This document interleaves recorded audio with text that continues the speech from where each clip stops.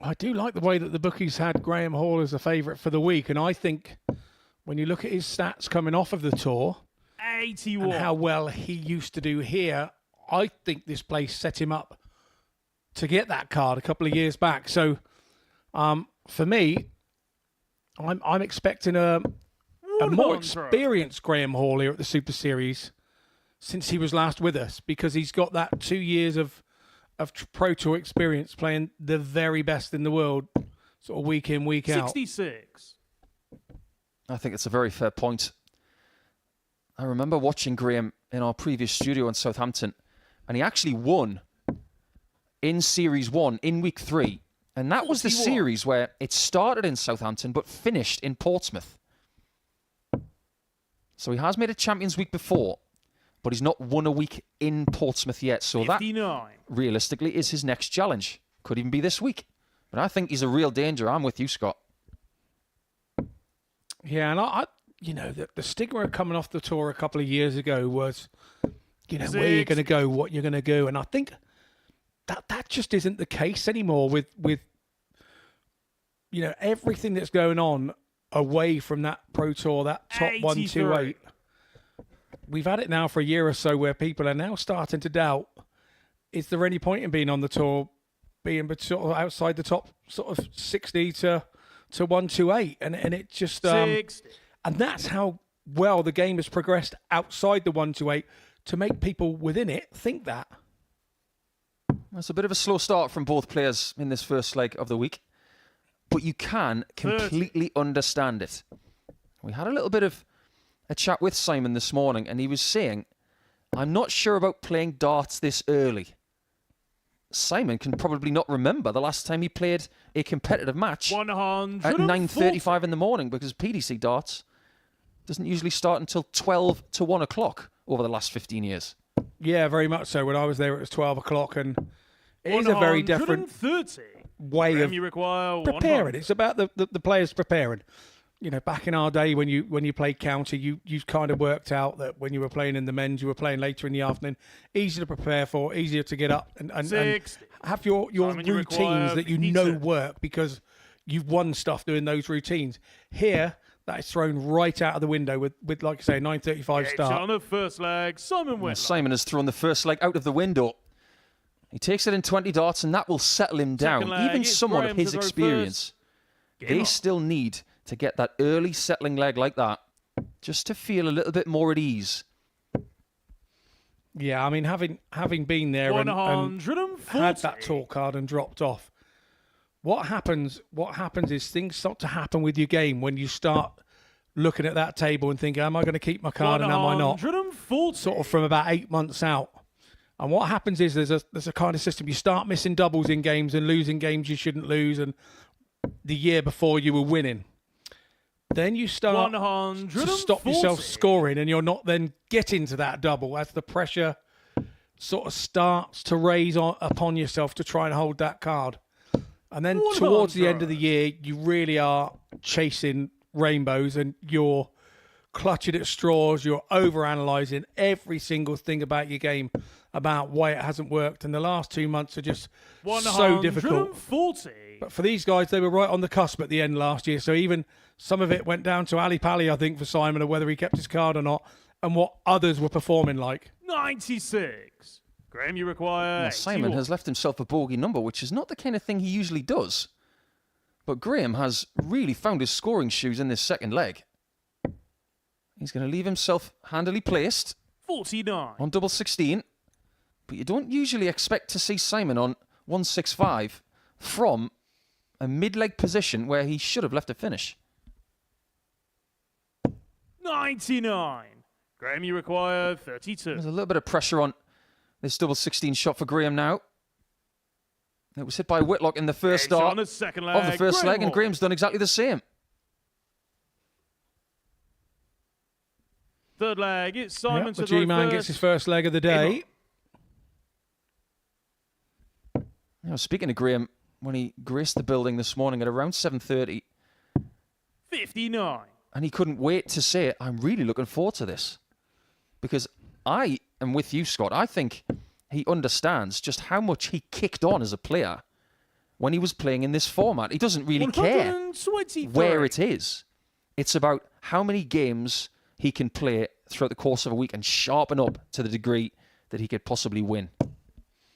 And the other thing, when you're on that tail end of that cusp of losing the card, you think you're not playing your best and you're not quite doing it right. But to be fair, those averages there that you're losing with are sort of averages that you can come here and be more than competitive 59. with.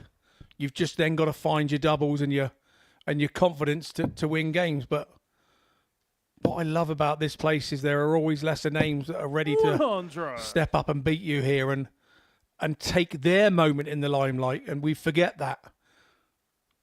But that's what makes this so unique as a competition. Yeah, just to give you an insight into how well Graham played 59. in the previous 12 months in Players' Championship events, he averaged 91.05, which is not bad darts at all. But at the top level, you need a little bit more, and Simon has found a little bit more there for his first maximum on this stage. Still plenty of magic up his sleeve, that's for sure. 85. Simon, This time it's Hall who doesn't leave a finish. Traditional route, treble 10. Now double 8. No score. Busts it, which is very unusual. Caught the flight, didn't he, of the previous dart. But no harm done. Graham Hall back on 175, and he'll be looking to set this up and cause Simon a problem when he comes back. And I wouldn't be surprised if throughout the course of this week we see Simon Whitlock with different darts in his hand and possibly a conical flask and a Bunsen burner, because Dr. Whitlock might be going for something experimental, but this is textbook again. And this time he gets the 62 right for a 2-1 lead. Full flag. It's Graham to throw first. Would I be fair to say that Simon of later years has been more known for what points he's got in his darts rather than to how he's been throwing? Yeah, I think that's fair. We live in a social media age 81. where any story can be blown up to a certain proportion. But just because he's a forward thinker when it comes to equipment, but specifically points, and maybe the silver medal goes to the stem work he's done, but maybe most of those stories were negative instead of being positive. Yeah, correct. I mean, I was coming to the point where I know that he'd been using different sorts of materials to try and make a point for his dart be a little bit different than the norm. And 140. And like I was coming to that saying so many people are negative about it, and I think that's kind of wrong. He's trying to use his initiative and design something slightly different. And I remember a few years ago he had the idea of putting a cap on the top of the stem to stop you Robin Hooding and making that fixed as part of the flight. And I used to use those all the time. 91. They were absolutely fantastic. You stopped all the Robin Hooding, stopped darts on the floor. So he does things that other players probably don't think about. Well, Graham's got 80 left here and a block treble 20, but he's still going to go for it. 97. Can't quite get there. Simon, you require 136. And we're about to see our first ton plus finish of the week. It's a difficult one. And too hard on this occasion.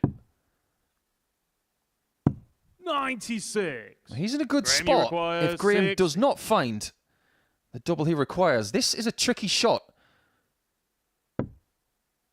That's actually quite a good single. He's got a bit of clearance to the right-hand side. And uses the marker to perfection. A great shot from G-Man. Yeah, good dart that. I don't think we can explain how good a dart that was. One left in hand and doing what he's done. You have to have a certain amount of confidence with that.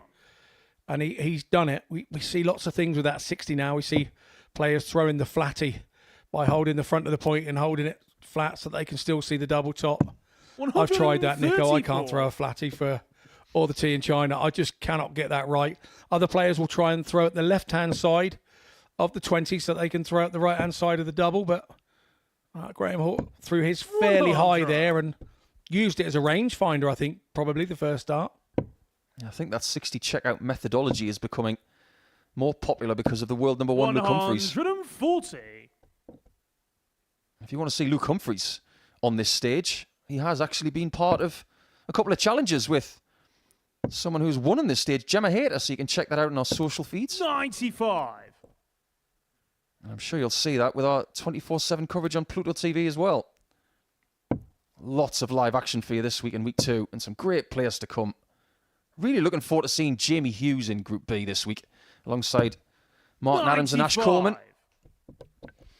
Yeah, former England teammate of mine, Jamie Hughes. We've lifted World Cups together for England, and some talented player, and another who has come off the tour this year who Simon, you require 132. is actually looking at it and thinking it's not such a bad thing. There's so much else I can do. There's nothing Simon can do about the 132, but that is a really, really smart 96. last dart. He takes the bust shot out of commission. He wanted to leave 32, but he looked at the risk and said, it's not worth it. 133. Good competitive game, Simon, you this. require 36. Averages are very healthy. Double 9, loves double 9. Not this time.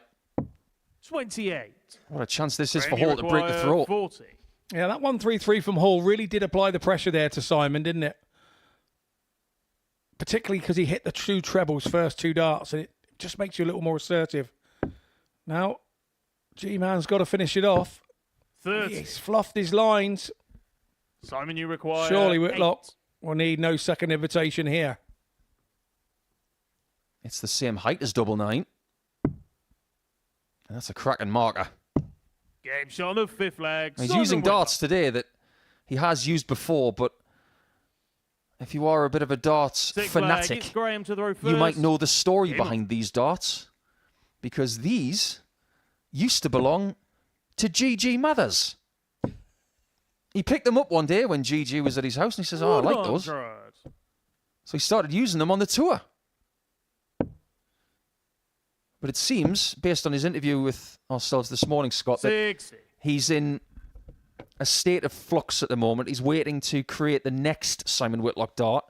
And maybe we shouldn't judge everything in 2025 on this week for Simon. He could still have a year like Connor Scott had in 2024. It took him 3 or 4 months to get his flight right last year. And boy, did he get it right in the end. Yeah, you talk about Connor Scott. He uses a very similar 85. dart to Simon developed in his last big development in dart. So, yeah, and I think Connor is he's one of those. He's just an absolute robot, Connor Scott. Turned himself into something very special. 96. He's always been good, but last year turned himself into something very special and now has a card, so we won't be seeing him. 60. Strange thing to say as it happens. We're happy that we won't see certain people. Actually, 21 players who played here in 2024 went on to get cards, either through secondary 50 tours serve. or Q School. So a lot of people can gain confidence through their Super Series campaigns throughout a year if they want to bounce back to 42. the PDC Pro Tour, which I'm sure is something that Graham wants to do this year. He's in a good position in this 6th leg. I had a sneaky suspicion this game was going to go all the way. It may just do so. 140. Well, massive from the G-Man there.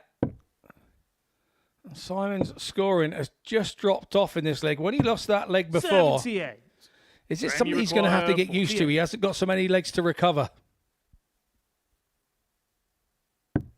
Double 16. I'll give us a tied game. Looks like a blocker, but it isn't. Game shot Hate on the to say I 6th told you leg. so. Graham Hall.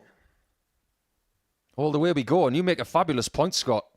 7th and How final leg. seasoned It's Simon to throw Is Whitlock first. at playing on. best of 7 legs? Now, he might play it locally because he's noted for playing a lot of local darts in Hampshire. But under the lights, 140. best of 7 is something he will barely have played in his career. No, exactly. That's my point. When you lose legs here, there is no time to recover. He's fortunate to be in the 97. position of 3-3 here because Graham Hall had those 3 darts. He'll be thinking he could have been out of the door and shaking hands by now and back in the back room. 58. Whitlock hasn't really backed up that first 140 he started with. In a previous leg, Graham Hall had 2 1-3-3 scores 57. with 7 19s. That's what Simon's looking for right here.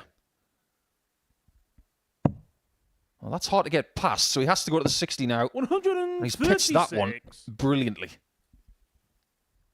Yeah, by hitting that first treble 19, he left himself options, didn't he? Hall knew exactly what he needed to do there, and that was max. Simon, you And that's require something he hasn't done in this game. 167. There's 57 off, leaving 110. Finishing on the ball would have been something special. 130. And he's left himself on 37. And the first match start of this week is missed. Yeah, you could have just see the wry smile through all the facial hair there on Simon's face. 140. He had a little Simon, smirk you to himself require about that. 37. He'll be smiling from ear to ear if he hits double 16. Or another double 8. 21. Well, that is now Graham, you require 107. 3 darts for the match missed. Can G-Man turn into a thief? Needs a treble 17. Double 18. And he pinches it in the top right corner. Graham Hall. That'll feel a bit salty if you're Simon Whitlock. His debut match, it could have been his. But the G-Man gave himself one chance to take it. And that opportunity is now in his swag bag. It was a very good game. Averages came down a little bit towards the end. But Graham Hall with 4 out of 9 on the doubles and a very respectable 94 average.